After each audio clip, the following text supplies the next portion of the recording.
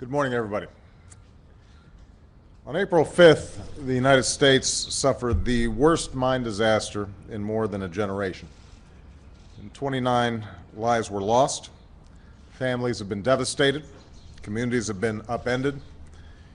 And during this painful time, all of us are mourning with the people of Montcole and Whitesville and Neoma and the Coal River Valley.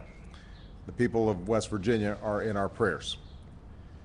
But we owe them more than prayers. We owe them action. We owe them accountability. We owe them an assurance that when they go to work every day, when they enter that dark mine, they are not alone. They ought to know that behind them there is a company that's doing what it takes to protect them, and a government that is looking out for their safety. In the immediate aftermath of the tragedy, I asked the officials standing with me, Labor Secretary Hilda Solis and Joe Main and Kevin Strickland with the Mine Safety and Health Administration, to lead an investigation into what caused the explosion at Massey Energy Company's Upper Big Branch mine. I asked them to report back with preliminary findings this week. We just concluded a meeting where they briefed me on their investigation. I want to emphasize that this investigation is ongoing, and there's still a lot that we don't know. But we do know that this tragedy was triggered by a failure at the Upper Big Branch mine. A failure first and foremost of management, but also a failure of oversight and a failure of laws so riddled with loopholes that they allow unsafe conditions to continue. So today I've directed Secretary Solis, Assistant Secretary Main, and Administrator Strickland to work closely with state mining officials to press ahead with this investigation so we can help make sure a disaster like this never happens again. Owners responsible for conditions in the Upper Big Branch mine should be held accountable for decisions they made and preventive measures they failed to take. And I've asked Secretary Solis to work with the Justice Department to ensure that every tool in the federal government is available in this investigation.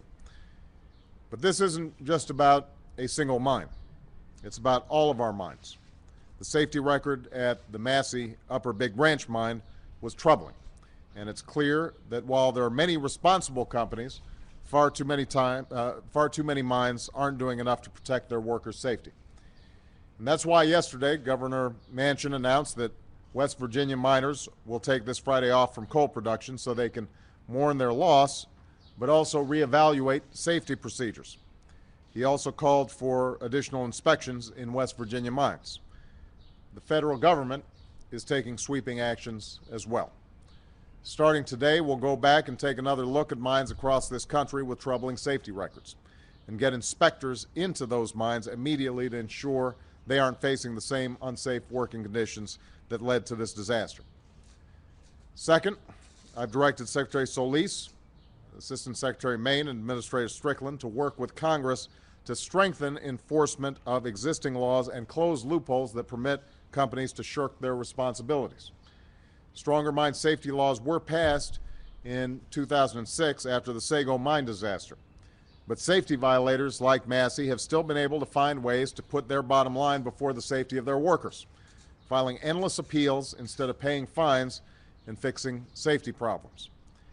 To help ensure that mine companies no longer use a strategy of endless litigation to evade their responsibilities, we need to tackle the backlog of cases at the Mine Safety and Health Review Commission. And to help hold companies accountable, I've also asked Secretary Solis to streamline the rules for proving that a mining company has committed a pattern of violations so that we can empower the Mine Safety Agency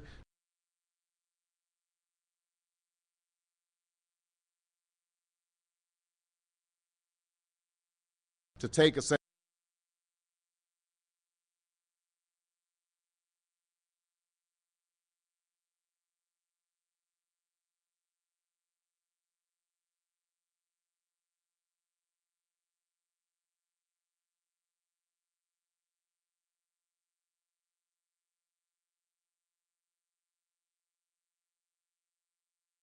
hold mining companies accountable.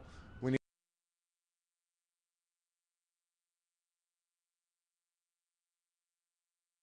a hard look at our own practices and our own procedures to ensure that we're pursuing mine safety as relentlessly as we responsibly can.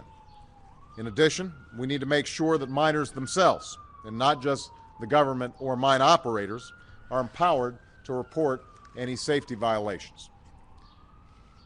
I think we all understand that underground coal mining is, by its very nature, dangerous. Every miner and every mining family understands this. But we know what can cause mine explosions, and we know how to prevent them. I refuse to accept any number of miner deaths as simply a cost of doing business. We can't eliminate chance completely from mining any more than we can from life itself. But if a tragedy can be prevented, it must be prevented. That's the responsibility of mine operators, that's the responsibility of government, and that is the responsibility that we're all going to have to work together to meet in the weeks and months to come. Thank you very much, everybody.